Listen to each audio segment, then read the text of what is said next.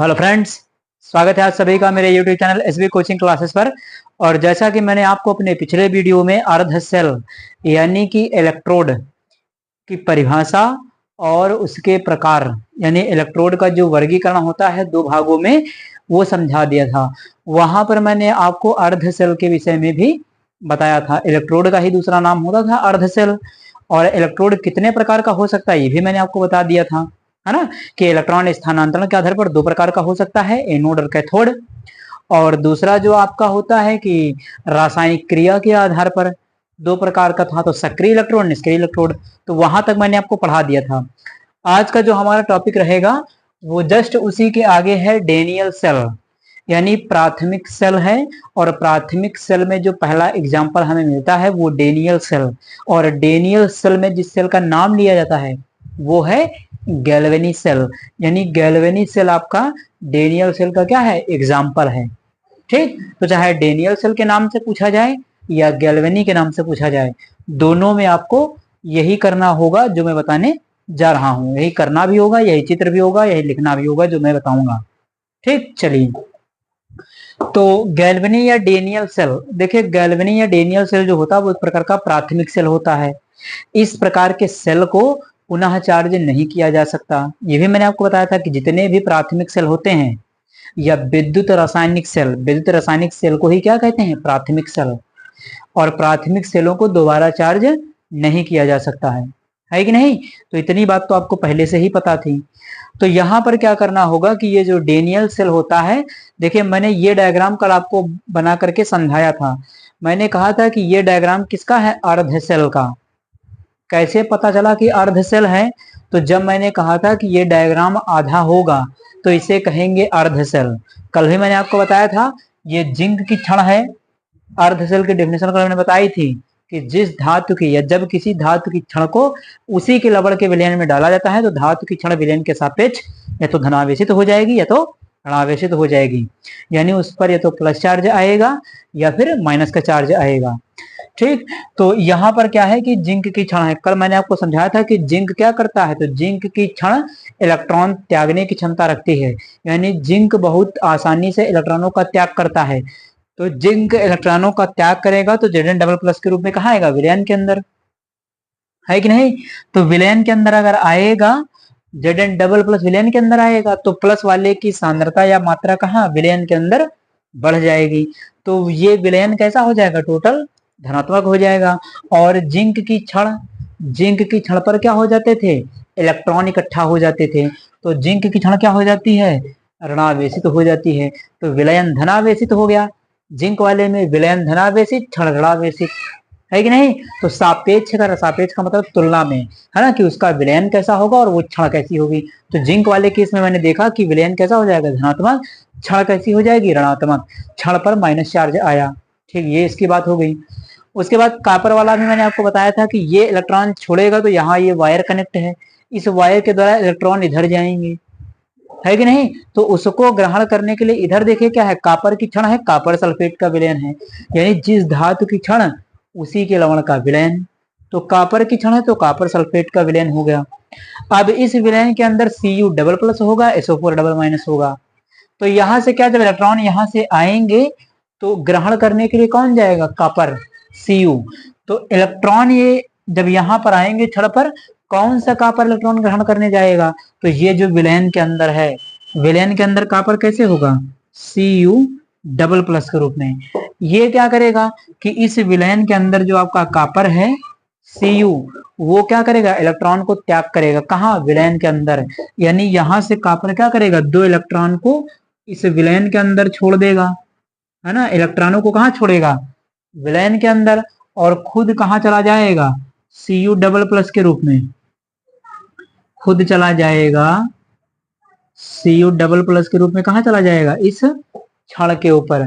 यानी खुद कॉपर कहाँ जाएगा, तो कॉपर Cu डबल प्लस कहाँ जाएगा, इस क्षण पर इलेक्ट्रॉन ग्रहण करने के लिए, माइनस चार्ज को ग्रहण करने के लिए। तो यहां से अगर Cu डबल प्लस यहाँ चला जाएगा तो इसने क्या किया, विलयन के अंदर इलेक्ट्रॉन छोड़ता जा रहा है कॉपर। तो यहाँ देखिए इलेक्ट्रॉन दो ये माइनस हो गए। और इसके बाद यहाँ पर क्या था कि SO4 पहले से ही माइनस है, यानी विलयन के अंदर से प्लस कम होता जा रहा, कॉपर कम होता जा रहा, और कॉपर के द्वारा छोड़े गए इलेक्ट्रॉन उस विलयन के अंदर क्या होते जा रहे हैं, ज्यादा होते जा रहे हैं। तो ये इलेक्ट्रॉन किसके हैं, कॉपर की, और ये SO4 क्या है, डबल माइनस चार्ज है, तो माइनस चार्ज भी है, इलेक्ट्रॉन भी है। तो यहाँ पर विलयन के अंदर क्या होगा, विलयन हो जाएगा ऋणावेशित, माइनस आयन की संख्या इस विलयन के अंदर ज्यादा हो जाएगी, है ना। तो यहाँ पर विलयन कैसा हो जाएगा, ऋणावेशित, यहाँ पर क्षण कैसी हो जाएगी, धनावेशित। इतनी बात मैंने आपको कल समझाई थी अर्धशेल में, ठीक। चलिए, तो इसको मैं थोड़ा सा इरेज कर देता हूं।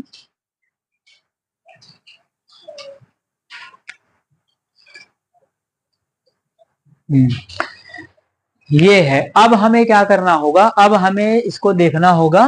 देखिए ये है अर्धशेल, अगर इसको कंप्लीट बनाना है, पूरा करना है, पूर्ण सेल बनाना है, तब क्या करना पड़ेगा, तब एक काम करना पड़ेगा, क्या, इस सेल में इलेक्ट्रॉन इधर से इधर जाने का रास्ता तो है।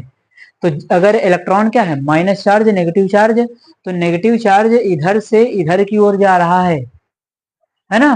तो क्या होना चाहिए कि अगर निगेटिव चार्ज जा रहा है तो पॉजिटिव चार्ज उतना आना भी तो चाहिए, है कि नहीं। तो इसके लिए हम क्या करते हैं, एक ब्रिज लगा देते हैं, एक पुल लगा देते हैं, उसके द्वारा इसको, इन दोनों विलयनों को क्या कर देते हैं, जोड़ देते हैं। देखिए आप पेपर में अगर इतना डायग्राम बना करके आएंगे तो ये डायग्राम किसका है, अर्धशेल का। इतना डायग्राम बनाएंगे आप तो ये डायग्राम कहलाएगा अर्धशेल का। इसके अंदर एक चीज ऐड कर दीजिए, क्या चीज, तो लवण सेतु, उसको ऐड कर दीजिए, तो ये क्या बन जाएगा, पूर्ण सेल बन जाएगा, कंप्लीट सेल। क्योंकि इलेक्ट्रॉन के जाने का रास्ता हो गया तो प्लस चार्ज आने का भी रास्ता हो जाएगा। कोई ऐसा सर्किट बना दीजिए जो सेल को क्या कर दे, कंप्लीट कर दे। सेल में जाने का रास्ता है तो सेल से आने का रास्ता भी होना चाहिए, तब सेल क्या हो जाएगा, पूर्ण हो जाएगा। तो यहाँ पर हम क्या करते हैं, तो ये डायग्राम अर्ध सेल का है, आप बना भी सकते हैं इसको। चलिए, तो अब इसको क्या करते हैं, हम जोड़ देते हैं दोनों विलयनों को, है ना। ये मैंने लगा दिया एक साल्ट ब्रिज, लवण सेतु, इसको कहते हैं लवण सेतु। ये है आपका लवण सेतु। इसके अंदर क्या भरा होता है, तो इसके अंदर विद्युत अपघट्य होता है, कौन सा, तो प्रबल विद्युत अपघट्य जो आयनों में टूटता है, जैसे KBr, KCl, KNO3, है कि नहीं। ये सब इसके अंदर हो सकते हैं, KBr हो सकता है, KCl हो सकता है, KNO3 हो सकता है, पोटेशियम नाइट्रेट, है ना। तो ये इस लवण सेतु के अंदर क्या होता है, भरा हुआ होता है कि नहीं। तो यहाँ पर क्या होगा कि इस लवण सेतु के अंदर पोटेशियम ब्रोमाइड, पोटेशियम क्लोराइड या पोटेशियम नाइट्रेट, है ना, इस तरीके का विलयन जो है इसमें भरा हुआ होता है। ये क्यों भरा होता है, तो ये विलयन इसलिए भरा होता है कि जब दो इलेक्ट्रॉन इधर से इस साइड में जाएंगे तो यहां से वैसे क्या होगा, देखिए यहाँ पर पोटेशियम पर क्या आएगा, पोटेशियम पर चार्ज लगता है प्लस का, ब्रोमीन पर क्या लगता है, माइनस का। तो दो इलेक्ट्रॉन इस साइड से इस साइड गए माइनस चार्ज, तो उतना प्लस भी तो आना चाहिए उस साइड से। तो यहां से क्या होगा कि इस साइड से, यहां से इधर से क्या होगा कि ये पोटेशियम आयन इस साइड में मूव कर जाएगा, गति कर जाएगा, यानी इधर क्या होगा, जितने इलेक्ट्रॉन इधर से उधर जाएंगे उतना ही पोटेशियम आयन उधर से इधर आ जाएगा। तो यहाँ पर क्या होगा कि पॉजिटिव और नेगेटिव चार्ज बैलेंस हो जाएगा, बराबर हो जाएगा। जितने इलेक्ट्रॉन इधर से जाएंगे उतना पॉजिटिव चार्ज क्या है, इधर आएगा। तो यहाँ पर क्या होगा कि सेल की विद्युत उदासीनता बनी रहेगी। यानी लवण सेतु ने क्या किया कि सेल की विद्युत उदासीनता को बना दिया है, कंप्लीट कर दिया है ना, ये हो जाता है। तो ये जो हमारा हो जाता है वो कहलाता है आपका डेनियल या गैल्वेनी सेल। ये डायग्राम किसका, जब भी इसमें लवण सेतु जुड़ा हुआ होगा तो वो डायग्राम अर्ध सेल का नहीं है। कभी अर्ध सेल का डायग्राम पूछा जाए तो आप लवण सेतु को हटा दीजिएगा, बाकी सेल बना दीजिएगा, इसको नहीं बनाइएगा।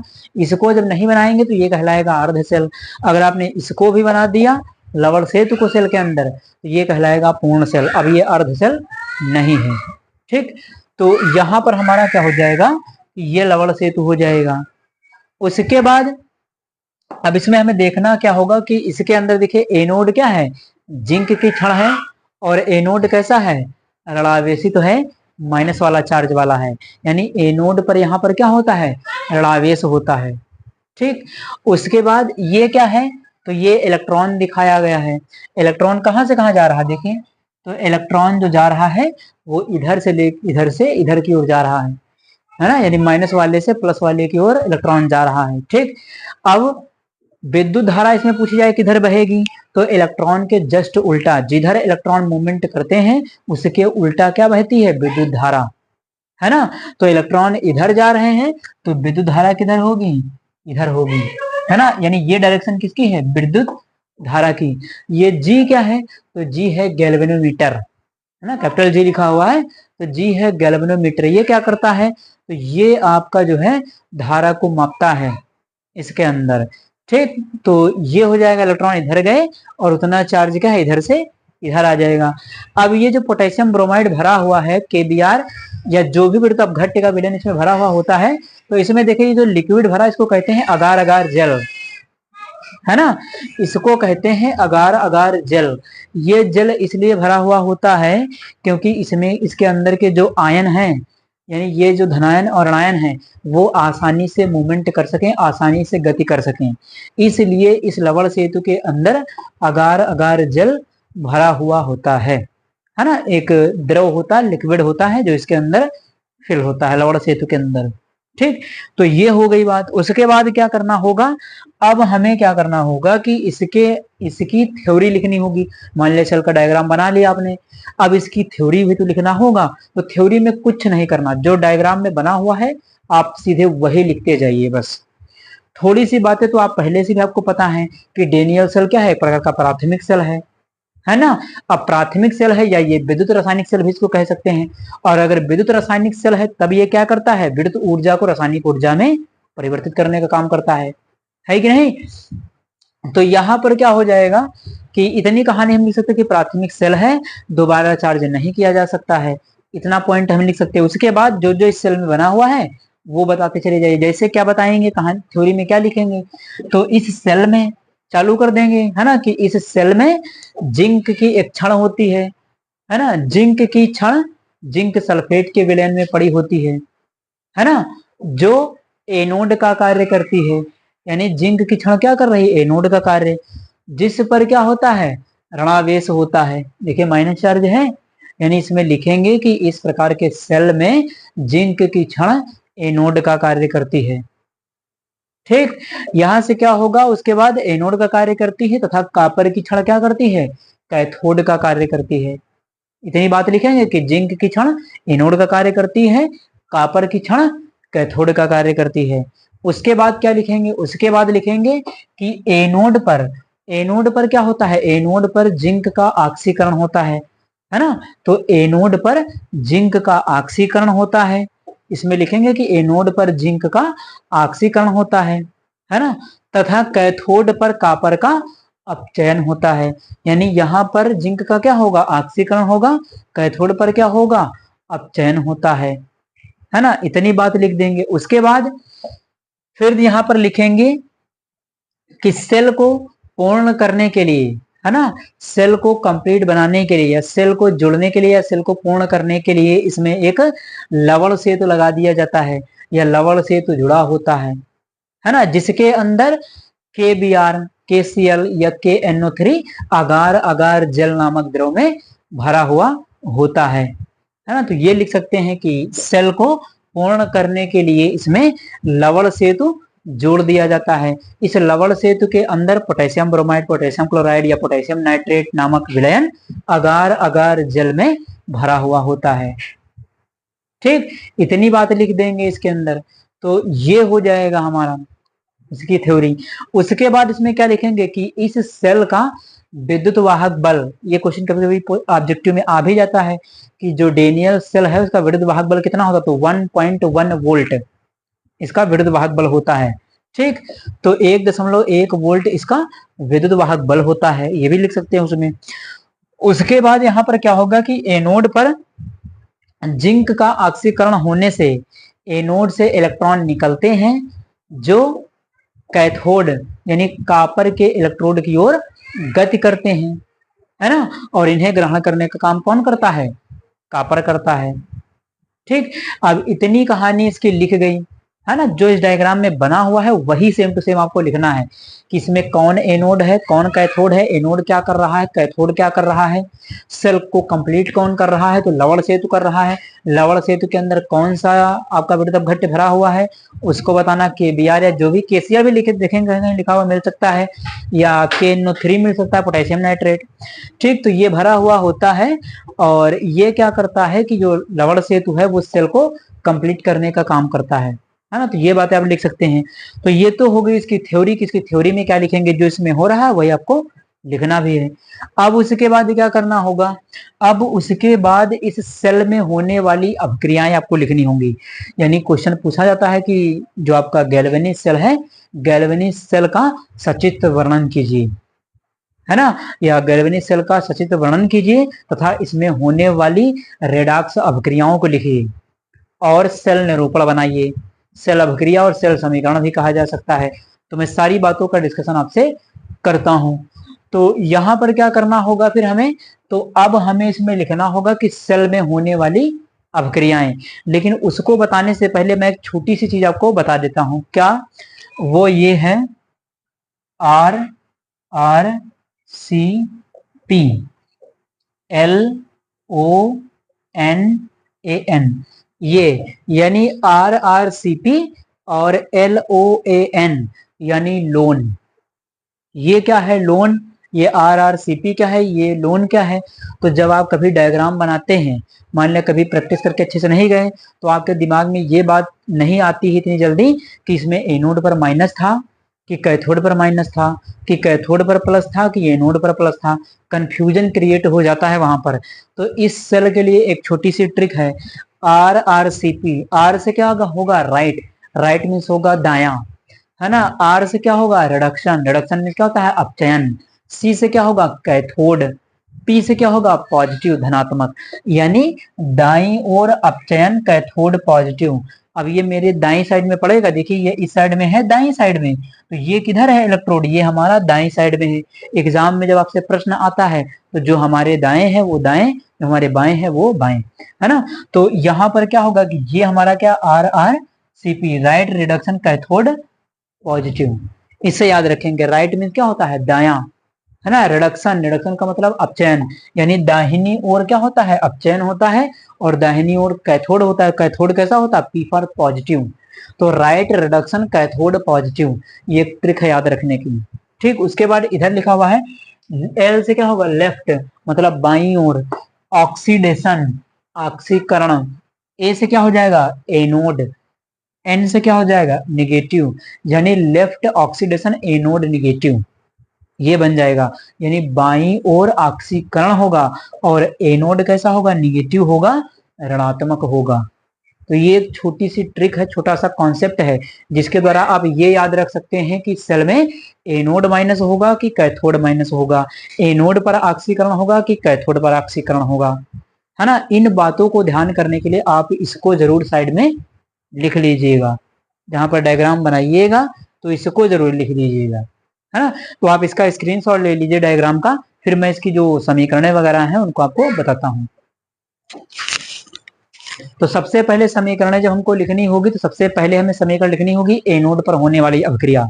तो एनोड पर कौन है, एनोड पर है जिंक, और जिंक का क्या होता है अभी मैंने बताया एनोड पर ऑक्सीकरण होता है। तो एनोड पर जो भी धातु होगी उसका क्या होगा ऑक्सीकरण होगा, वो चाहे जिंक हो चाहे लोहा हो चाहे जो हो, है ना। अगर प्राथमिक सेल है विद्युत रासायनिक सेल तो इसमें जो एनोड पर होगी इसका क्या होगा ऑक्सीकरण। यहाँ एनोड पर कौन है जिंक, जिंक का क्या होगा ऑक्सीकरण। अब ऑक्सीकरण क्या होता है, तो इलेक्ट्रॉन को त्यागना ऑक्सीकरण कहलाता है। कितने इलेक्ट्रॉन जिंक त्यागेगा, तो जिंक की कैपेसिटी होती है 2 इलेक्ट्रॉन त्यागने की। ठीक, चलिए तो लिखते हैं यहाँ पर एनोड, एनोड पर क्या होगा ऑक्सीकरण। अब एनोड पर कौन है आपका जिंक है, तो चलिए जिंक के लिए लिख लेते हैं जिंक। अब जिंक कितने इलेक्ट्रॉन त्याग करता है 2, जिंक की कैपेसिटी कितनी होती है 2 इलेक्ट्रॉन त्याग करने की, तो चलिए 2 इलेक्ट्रॉन त्याग कर दीजिए। और कोई भी धातु जितने इलेक्ट्रॉन त्याग करती है उतना ही उसके ऊपर प्लस का चार्ज आता है, धनावेश आता है, धनायन आता है। ठीक, जितने इलेक्ट्रॉन त्याग करेगी उतना ही उसके ऊपर धनावेश आता है, प्लस का चार्ज आता है। तो जिंक ने 2 इलेक्ट्रॉन त्याग किए तो जिंक के ऊपर क्या लगेगा, डबल प्लस लगेगा। तो यहाँ क्या हो जाएगा, जिंक डबल प्लस हो जाएगा। तो ये एनोड पर होने वाली जिंक से क्या बन गया, जिंक से जिंक डबल प्लस, यानी जिंक का क्या हो गया, ऑक्सीकरण। इलेक्ट्रॉन का निकलना क्या होता है, ऑक्सीकरण। तो ये बन जाएगा।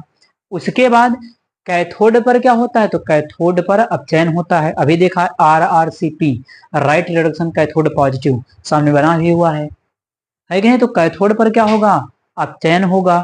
अपचयन का मतलब क्या होता है, इलेक्ट्रॉन को ग्रहण करना। कौन इलेक्ट्रॉन ग्रहण करेगा, तो जो कैथोड पर होगा। यहाँ पर कौन है, कापर, तो कापर इलेक्ट्रॉन ग्रहण करेगा। कितने इलेक्ट्रॉन ग्रहण करेगा, तो एनोड पर जो धातु जितने इलेक्ट्रॉन छोड़ेगी, कैथोड पर वही दूसरी जो धातु है आपकी, कैथोड पर जो उपस्थित धातु है वो उतने ही इलेक्ट्रॉन ग्रहण करेगी। ये इंपॉर्टेंट बात ध्यान रखिएगा कि एनोड पर कोई धातु जितने इलेक्ट्रॉन त्याग करेगी, कैथोड पर उपस्थित धातु उतने ही इलेक्ट्रॉन क्या करेगी, ग्रहण भी करेगी, है ना। जितने इलेक्ट्रॉन का त्याग किया जाएगा उतने ही इलेक्ट्रॉन ग्रहण किए जाएंगे। कहीं समीकरणों में बैलेंस नहीं होता तो वहां पर बैलेंस हमें करना पड़ता है। ठीक, चलिए तो अब हम क्या करेंगे कि कैथोड पर होने वाली रिएक्शन, कैथोड पर क्या होगा, तो अपचयन। कैथोड पर क्या होगा, अपचयन होगा, रिडक्शन होगा। ठीक, तो चलिए कैथोड पर कौन है, कैथोड पर है आपका कापर। तो आगे देखते हैं कि कैथोड पर क्या होगा, अपचयन होगा। तो कैथोड पर कौन, कापर है, तो कापर का क्या होगा, अपचयन होगा। अपचयन का मतलब है कि कापर क्या करेगा, इलेक्ट्रॉन को ग्रहण करेगा। और कौन सा कापर इलेक्ट्रॉन को ग्रहण करेगा, तो ये वाला कापर इलेक्ट्रॉन को ग्रहण नहीं करेगा। इस क्षण पर आएगा कौन सा कापर, तो जो विलयन के अंदर है वो, है ना। क्योंकि कापर कहाँ इलेक्ट्रॉन ग्रहण कर सकता है, Cu कभी इलेक्ट्रॉन ग्रहण नहीं कर सकता। हमेशा इलेक्ट्रॉन कौन ग्रहण करेगा, मैंने कल भी आपको बताया था कि अगर आपको खाना खाना है तो आपके पास क्या होना चाहिए, भूख। तो अगर इसको इलेक्ट्रॉन ग्रहण करना है तो इलेक्ट्रॉन की कमी भी तो होना चाहिए। तो इसके ऊपर कोई इलेक्ट्रॉन की कमी नहीं है, यानी कापर की क्षण के ऊपर कमी कहाँ है इलेक्ट्रॉन की, तो यहाँ पर जो इस विलयन के अंदर कापर है CuSO4 के रूप में, यहाँ पर जो कापर है ये अपने इलेक्ट्रॉन विलयन के अंदर त्याग देगा और विलयन के अंदर इलेक्ट्रॉन त्याग करके प्लस के रूप में यहाँ पर चला जाएगा। तो इलेक्ट्रॉन ग्रहण करने कौन जाएगा, ये वाला कापर यहाँ पर जाता है, यानी ये वाला जो कापर है वो इलेक्ट्रॉन ग्रहण करेगा। ठीक, तो ये देखिए कौन सा कापर है, Cu डबल प्लस वाला, है ना। अब इसके पास मैंने पहले ही बताया था कि जितने इलेक्ट्रॉन निकालेगा कोई तत्व उतना ही इसके ऊपर क्या लगता है, प्लस लगता है। तो कापर ने 2 इलेक्ट्रॉन निकाल दिए हैं, तभी उसके बाद 2 इलेक्ट्रॉनों की कमी हुई, और जब 2 इलेक्ट्रॉनों की कमी हुई तभी ये क्या कर सकता है, 2 इलेक्ट्रॉन ग्रहण कर सकता है। ठीक, चलिए तो लिख लेते हैं हम इसको, कौन ग्रहण करेगा, Cu डबल प्लस। कभी इसको नहीं लिख दीजिएगा, हमेशा ध्यान रखिएगा कि इलेक्ट्रॉन ग्रहण करने कौन आ रहा है, इलेक्ट्रॉन ग्रहण करने के लिए ये वाला आ रहा है कापर, Cu डबल प्लस वाला, विलयन के अंदर वाला। ठीक, चलिए तो Cu डबल प्लस, कितने इलेक्ट्रॉन, तो जितने उसने छोड़ा है उतने ही ग्रहण करेगा, +2 इलेक्ट्रॉन और बदल जाएगा किसमें, Cu में। 2 इलेक्ट्रॉनों की इसके पास कमी थी यहां पर, तो ग्रहण कर लिया, इलेक्ट्रॉन बराबर हो गए। अब इन दोनों समीकरणों को ऐड कर दीजिए, इनको हम कहते हैं अर्ध सेल अभिक्रिया, है ना। इनको आधी आधी, जब आधी आधी समीकरण लिखी है ना, देखिए आधी यहाँ आधी यहाँ, इनको कहते हैं अर्ध सेल अभिक्रियाएं। मेरे में जगह नहीं थी इसलिए मैंने नीचे लिख दिया है, आप इसको यहाँ पर लिख के इसके सामने समीकरण ऐसे लिख लीजिएगा, है कि नहीं।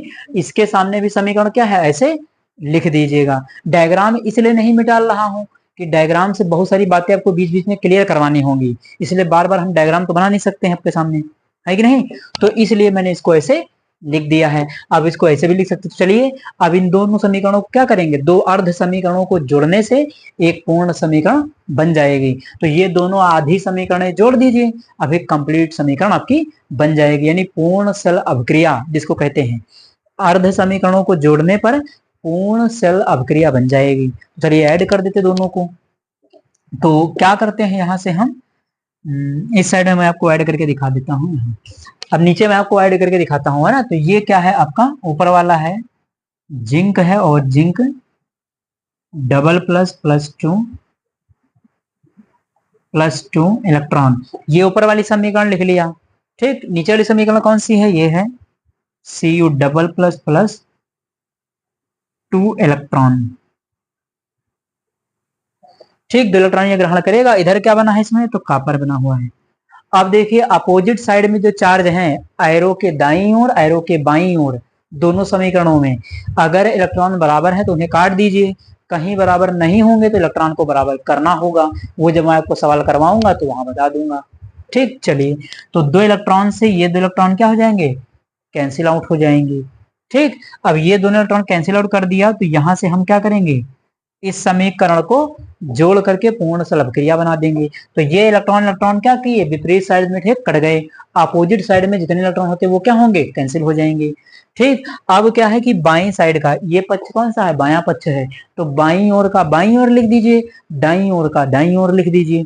ठीक, चलिए, तो ये हो गया जिंक, और क्या है तो Cu डबल प्लस, ये हो गया।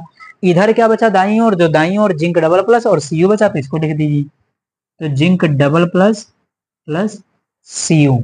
ये बात मैं आपको बता रहा था कि आप इस समीकरण में जो लिखा है इसके सामने भी आप लिख सकते हैं, सामने सामने दोनों के, है ना, यानी कि इसके सामने ये समीकरण लिख सकते हैं, इसके सामने ये समीकरण लिख सकते हैं। इससे ये हो जाएगा कि डबल बार लिखना नहीं पड़ेगा, सामने सामने रहेंगे, दोनों कट के आराम से हो जाएगा, है ना। और यहाँ पर मैंने नीचे लिखा था इसलिए मुझे फिर से लिखना पड़ा एक बार, है कि नहीं। आप एक ही स्टेप में दोनों को सामने सामने लिख सकते हैं। ठीक, तो ये हो जाएगी इसकी पूर्ण सल अभिक्रिया। ये क्या है, पूर्ण सेल अभिक्रिया। ठीक, ये है अर्ध सेल अभिक्रियाएं और ये है पूर्ण सेल अभिक्रिया। ठीक, इसको हम कहते हैं रेडॉक्स अभिक्रिया, रेडॉक्स रिएक्शन। मान लिया ऐसे पूछ लिया जाए कि गैल्वेनिक सेल में होने वाली रेडॉक्स अभिक्रिया लिखिए, तो गैल्वेनिक सेल में होने वाली रेडॉक्स अभिक्रिया कौन सी है, ये गैल्वेनिक सेल के अंदर होने वाली रेडॉक्स अभिक्रिया है। रेडॉक्स क्या होता है, इसमें ऑक्सीकरण भी हो, इसमें अपचयन भी हो। तो यहाँ पर देख रहे हैं जिंक का, जिंक डबल प्लस में क्या हुआ है, ऑक्सीकरण हुआ है। मैंने बताया प्लस चार्ज का बढ़ना, एक और परिभाषा सुन लीजिए, ऐसे भी चाहे कि प्लस आवेश का बढ़ना क्या होता है, ऑक्सीकरण, प्लस आवेश का घटना क्या होता है, अपचयन। तो देखिए जिंक पर कोई चार्ज नहीं है, यहाँ जिंक पर कितना है, 2 प्लस है, तो जिंक का Zn डबल प्लस में क्या हुआ, ऑक्सीकरण। कॉपर डबल प्लस है, कॉपर डबल प्लस से क्या हो गया, कॉपर, यानी यहाँ कोई चार्ज नहीं तो जीरो, तो कॉपर 2 प्लस से जीरो हुआ, कॉपर का चार्ज घट गया, तो कॉपर का क्या होगा, अपचयन होगा। ठीक, तो इस प्रकार से ये अर्ध समीकरण और ये पूर्ण सेल अभिक्रिया हो जाती है। आप इसका स्क्रीनशॉट ले लीजिए, फिर मैं आपको सेल निरूपण बताता हूं। तो चलिए मैं आपको सेल निरूपण बना करके बता देता हूं कि आप सेल रिप्रेजेंटेशन कैसे करेंगे। तो चलिए अब क्या करना है, ये जो सामने आपके सेल बना हुआ है इसको समीकरण के रूप में व्यक्त करना है सेल को। तो हम अर्ध सेल भी बना सकते हैं, पूर्ण सेल भी बना सकते हैं, कोई दिक्कत नहीं। तो चलिए यहां पर देख लेते हैं, हम लिख लेते हैं सेल,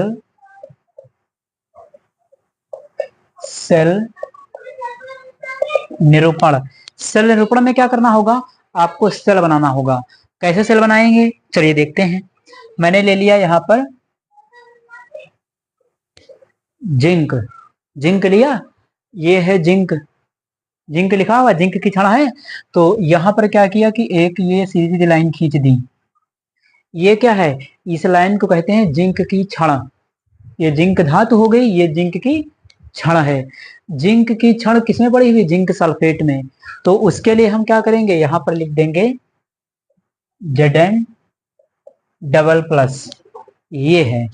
देखिए Zn डबल प्लस यहाँ क्यों लिखें, क्योंकि यहाँ पर देखिए विलेन के अंदर, विलेन के अंदर जिंक, जिंक सल्फेट किसके रूप में रहेगा, तो विलेन के अंदर zinc sulphate, zinc SO Zn double plus और SO4 डबल माइनस, तो इसीलिए मैंने यहाँ पर लिख दिया। या कहीं कहीं देखेंगे तो पूरा भी लिख देंगे, और आप भी यहाँ पर पूरा लिख देंगे Zn SO4 तब भी कोई गलत नहीं है कि नहीं। तो आपको ये भी लिखा हुआ मिल सकता है, या SO4 भी साथ में लिखा हुआ, Zn SO4 पूरा पूरा लिखा हुआ मिल सकता है। उसका मतलब तो यही है ना कि जिंक है और ये जिंक की छड़ है ना। जिंक, जिंक की छड़ किसमें पड़ी हुई, जिंक सल्फेट के विलयन में।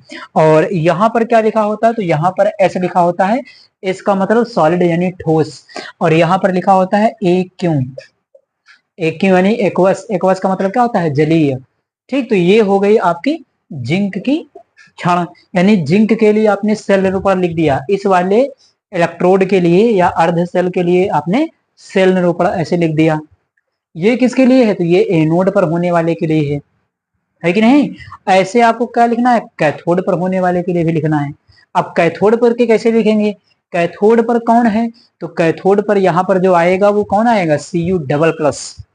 ठीक, चलिए तो ये एनोड के लिए हो गया, यानी यहां अगर लिखना चाहें तो ये किसके लिए है, एनोड के लिए है, ये एनोड के लिए है। कैथोड के लिए आप लिख सकते हैं कैथोड। तो कैथोड पर कौन है, कापर है, तो चलिए कापर के लिए लिख लेते हैं Cu प्लस। Cu प्लस है ना। अब ये Cu प्लस है तो Cu प्लस, देखिए कापर सल्फेट का विलयन है ना, ये कापर सल्फेट का विलयन है और ये कौन सी क्षण है, कापर की क्षण है कि नहीं। तो इसको ऐसे लिख देंगे, है ना। तो यहाँ पर क्या होगा कि इधर आपका क्या है, कापर है, तो है कि ये कापर है और ये कापर की क्या है, क्षण है। मैं दोनों तरीके से इसको बना करके आपको दिखा देता हूँ, ये कापर है और ये कापर की क्या है, क्षण है। और किस में पड़ी हुई है, तो कापर सल्फेट में, यानी Cu डबल प्लस में। तो यहाँ पर क्या है, ये Cu डबल प्लस में। लेकिन एक छोटी सी बात देखिए, अगर आपने इसको इस तरीके से बनाया तो ये गलत हो जाएगा, थोड़ा सा गलत हो जाएगा। क्यों, क्योंकि ये केस कौन सा है, ये है आपका अपचयन का। और अपचयन में मैंने अभी आपको बताया था कि चार्ज घट रहा हो, प्लस से आवेश घट रहा हो, कम हो रहा हो, तो उसको अपचयन कहते हैं। ये तो ऑक्सीकरण के लिए बना हुआ है, तो ये गलत है। अगर इस तरीके से बनाएंगे तो ये गलत माना जाएगा। तो इसको करेंगे क्या, फिर इसको जरा सा अपोजिट कर दीजिए, प्लस वाला कापर पहले कर दीजिए और बिना चार्ज वाला कापर बाद में कर दीजिए। ठीक, तो ये हो जाएगा। यानी इसको हम जरा सा, ये मैंने इसलिए आपको बता दिया कि ऐसी गलती नहीं करना, है ना, कि ये कापर जो है आप पहले नहीं लिखिएगा। पहले कौन सा कापर लिखा जाएगा, ये विलयन वाला, क्योंकि यहाँ पर आपको अपचयन दिखाना है ना। और अपचयन क्या होता है, अपचयन होता है प्लस से जीरो चार्ज होना, आवेश का कम होना। ठीक, तो यहाँ पर क्या हो जाएगा, इसको हम यहाँ पर कर देंगे Cu डबल प्लस और इस तरफ से इसको हटा देंगे, तो ये हमारा क्या हो जाएगा, अपचयन के लिए इलेक्ट्रोड बन जाएगा ये। अब यहाँ पर क्या होगा कि ये प्लस के रूप में, इसका मतलब ये कापर सल्फेट है, तो यहाँ पर क्या लिखेंगे, AQ, यानी एक्वस जली हो जाएगा। और ये कापर लिखा हुआ, इसका मतलब क्या है, ये है सॉलिड यानी ठोस। अब इन दोनों इलेक्ट्रोडों को आपस में जोड़ देंगे लवण सेतु के द्वारा, और जब साल्ट ब्रिज इन दोनों को जोड़ देगा तो ये कंप्लीट सेल बन जाएगा। ये आधे आधे दोनों सेल लिखे हुए हैं, तो चलिए जोड़ देते हैं इसको हम, सेल निरूपण। अब इन दोनों सेलों को जोड़ देंगे तो हमारा कंप्लीट सेल निरूपण बन जाएगा। तो चलिए जोड़ देते हैं, यहाँ पर इस साइड में मैं जोड़ के बता देता हूं आपको। तो यहाँ पर एनोड पर कौन था, जिंक है ना, और जिंक ऐसे बना हुआ है Zn डबल प्लस। ठीक, तो एक साइड में ये हो गया और सेकंड साइड में क्या आपका Cu डबल प्लस। देखिए दूसरा ये है कैथोड वाला, और यहाँ पर क्या है, ये Cu। अभी ये दोनों सेल अलग अलग लिखे हुए हैं, है कि नहीं। अब क्या करेंगे, इन दोनों सेलों को जोड़ दिया गया। सेलों को कैसे जोड़ा गया है, तो एक सॉल्ट ब्रिज के द्वारा, लवण सेतु देखिए बीच में है, ये लवण सेतु ही तो इन दोनों को ऐड कर रहा। तो इसके लिए क्या करना पड़ेगा, इसके लिए हम डबल लाइनें यहाँ पर खींच देते हैं। यानी ये डबल लाइनें किसको दिखाती है, लवण सेतु को। ये लवण सेतु है, ये दोनों क्या है, क्षणे हैं। ठीक, अब जो लिखा हुआ था वो लिख दीजिए यहाँ, सॉलिड, ये एक्वस यानी जलीय, ये एक्वस यानी जलीय, और ये सॉलिड यानी ठोस।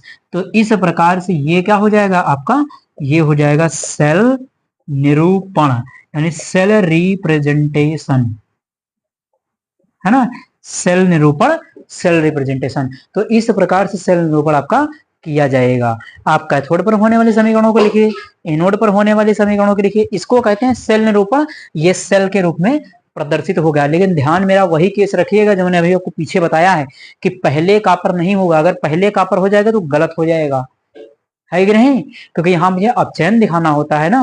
तो यहाँ पर ये दिखा रहा है कि प्लस से चार्ज जीरो हुआ, अपचयन है। यहाँ जीरो से प्लस हुआ चार्ज, तो चार्ज का बढ़ना ऑक्सीकरण है, चार्ज का घटना अपचयन है। ठीक, तो इस प्रकार से यहाँ पर हो जाता है आपका ऑक्सीकरण अपचयन मिला करके ये सेल आपका कंप्लीट निरूपण मैंने बना दिया है। ठीक, तो आप इसका स्क्रीनशॉट ले लीजिए, फिर मैं आपको लवण सेतु के कार्य बता देता हूं।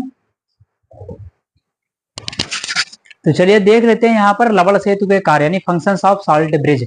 अब ये सॉल्ट ब्रिज के कार्य कभी कभी लिखने के लिए आ जाता है कि लवण सेतु का क्या कार्य होता है।